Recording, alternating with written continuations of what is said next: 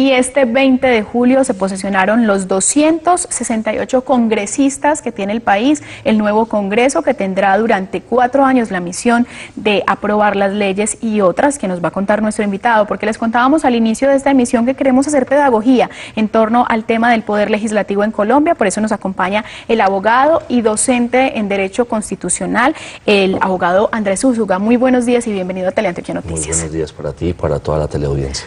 Antes que nada, yo creo que es bueno precisarle a la gente, porque muchos están ajenos al Congreso de la República. ¿Qué pasa? ¿Por qué la gente desconoce abiertamente las funciones del legislativo? Bueno, la verdad es que esto es un tema de cultura política, donde el propio gobierno, por medio de por el tema de la cátedra de la educación, debería incentivar el conocimiento de la Constitución política, y en la Constitución están muy claras todas las funciones del Congreso y las diferencias entre Senado, Cámara, todas estas situaciones de detalle que cuando la gente va a elegir quién va a ser su legislador, quién va a crear las leyes de la República, quién va a ser el control político y adicionalmente a veces quién va a ser el juez de los altos dignatarios del Estado, pues deberían conocerlo un día como no solamente ese día, pero en días previos a hacer esa elección deberían al menos leer el tema de la Constitución, que está muy claro y está redactado precisamente para cualquier persona y no solamente para abogados. Abogados, si se trata de hacer pedagogía, lo que queremos es resolver las inquietudes de la gente y de la comunidad. Nosotros salimos a las calles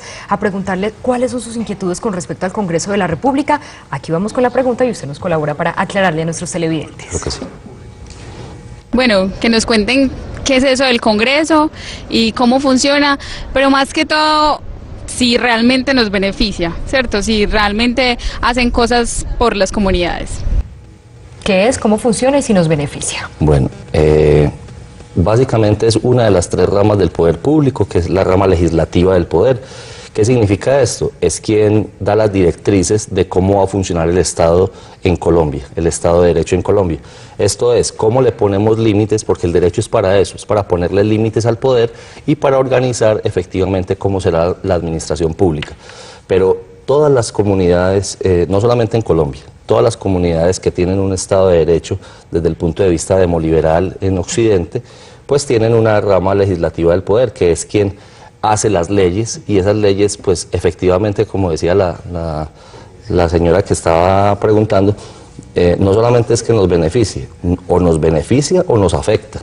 En la medida en que lo hagan bien nos beneficiará, y en la medida que lo hagan mal, pues efectivamente todos los colombianos nos veremos afectados si hay una norma mal hecha, si hay una norma que no pueda beneficiar a los ciudadanos, que para eso es que lo elegimos. Y cuando usted dice lo hagan bien o lo hagan mal, se refiere a los congresistas, que son los encargados de hacer efectivamente, ese trabajo. a los senadores y representantes. Exacto. A la Cámara, que fueron elegidos, los senadores con circunscripción nacional. Esto es, pueden votar por senadores en todo Colombia y representantes a la Cámara por las entidades territoriales, no solamente departamentos, sino por ejemplo por Bogotá, que no es un departamento pero tiene una circunscripción especial. Un tema importante antes de ir a la siguiente pregunta: el control político es otro de las funciones, es otra de las funciones del Congreso de la República, fundamental. De hecho es la más importante de todas. Yo creo que si hay que hacer pedagogía y si hay que hacer cultura política, es más importante hacer el control político que legislar. Aquí hemos entendido las cosas al revés a veces. Entonces miramos y medimos a los congresos, a los legisladores, por el número de leyes que hayan expedido. Y no, pues precisamente es más importante cómo se controla al Ejecutivo, y no solo al Ejecutivo, sino a los otros órganos del Estado, desde el legislador, que es los representantes del pueblo, que incluso hacer leyes, porque pues este país tiene infinidad de leyes, vamos en este momento casi en 2000 leyes después de la Constitución del 91, y la verdad es que el tema es cómo se aplican. Entonces, si yo hago la ley como legislador, pero no le exijo al Ejecutivo, no le exijo a la otra rama del poder que cumplan las leyes que hicimos todos los representantes del pueblo, pero entonces no va a servir para nada. Y en eso consistiría el tema del control político, es llamarlos al Congreso a pedirles la rendición de cuentas de cómo se están ejecutando esas leyes que se hicieron con todas las visiones del país. Andrés, son las 7:12, veamos cuáles son las otras inquietudes que tienen los antioqueños en la calle. Yo quisiera saber cuál es la función que cumple el Congreso de la República. Muy similar y muy cercano a lo que ya nos había muy básicamente es el control político, como lo acabamos de explicar, la elaboración de las leyes. Hay una que me parece muy importante y aprovechemos esta otra pregunta, La gente a veces cuando vota por Congreso de la República o cuando se instala como los días 20 de julio, no entiende que esos congresistas son el constituyente derivado. ¿Qué significa eso? Esa gente no solamente está encargada de hacer leyes, sino que también podrían modificar la Constitución, que eso es un tema de alto turmequé y es de mucha importancia, porque pues una ley tiene un nivel jerárquico un poco más bajo que la Constitución, pero modificar la Constitución implica que todo el ordenamiento jurídico se va a ver permeado por esa situación. Y adicionalmente, pues también, que es importante que lo sepa la ciudadanía, en algunas ocasiones el Congreso de la República actúa como juez o como fiscal y juez de las altas dignidades del Estado en su comisión de acusaciones de la Cámara de Representantes. Antes de que revisemos otra pregunta de nuestros televidentes, una respuesta con cifras. ¿Cuántas comisiones tiene el Senado y cuántas la Cámara? Hay 4 tipos de comisiones. Comisiones permanentes o constitucionales, comisiones legales, comisiones especiales y comisiones accidentales. Las que todo el mundo conoce cuando se pregunta así, ¿cuántas comisiones son? Es las permanentes o constitucionales. Hay 7 en Cámara y 7 en Senado. Tienen los mismos temas, ¿cierto? Pero a veces se diferencia porque la ley quinta, que es el reglamento orgánico del Congreso, pues dice, por ejemplo, en el tema de relaciones exteriores, primero se debate por Senado que por Cámara. Y en temas de impuestos, por ejemplo, primero por Cámara y después por Senado. Perfecto. Revisemos qué más dicen nuestros televidentes en la calle con respecto a las dudas del Congreso de la República.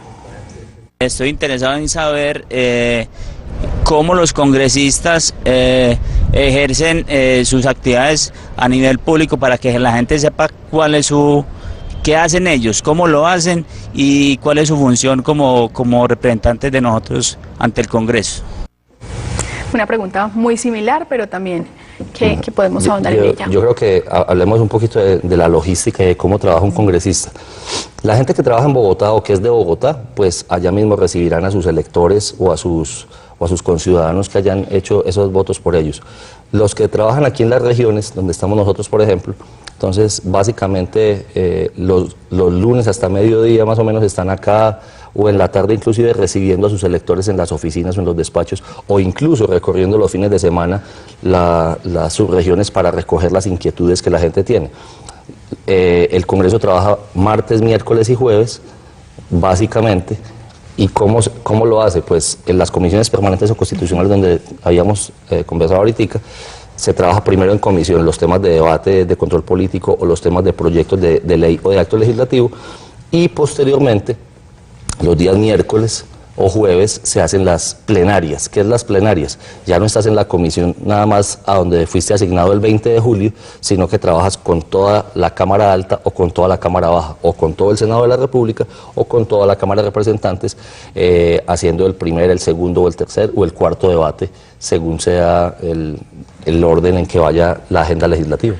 Ahí que nos habla de los debates, ¿cuántos debates son necesarios para que una ley sea aprobada para ir a sanción presidencial? Bueno, hay diferentes tipos de leyes. Una ley ordinaria, que es la más común, son 4 debates, 2 en comisión, en las 2 comisiones, tanto de Senado y de Cámara, y 2 en plenaria, como se los acaba de explicar. Esos son 4 debates. Sin embargo, hay leyes estatutarias que tienen una importancia mayor, que tienen un número de debates mayor, que son 8, como si fuera un acto legislativo, pero adicionalmente pues también habrá que mirar qué tipos de quórum y de mayorías se deben manejar en determinados tipos de leyes. Por ejemplo, las estatutarias, que tienen unos temas especiales como los derechos humanos y que deben ser tratadas con un rigor especial, y adicionalmente, si es una reforma a la Constitución como un acto legislativo, pues también tiene 8 debates, o sea, 2 rondas en Senado y 2 rondas en Cámara. Abogado, pues el tiempo se nos queda corto para conversar tantas cosas y dudas e inquietudes que tienen los ciudadanos con respecto al Congreso de la República. Usted muy juicioso trae su Constitución Política de Colombia, me imagino que no se separa de ella. Nunca me separo de ella. No la suelta.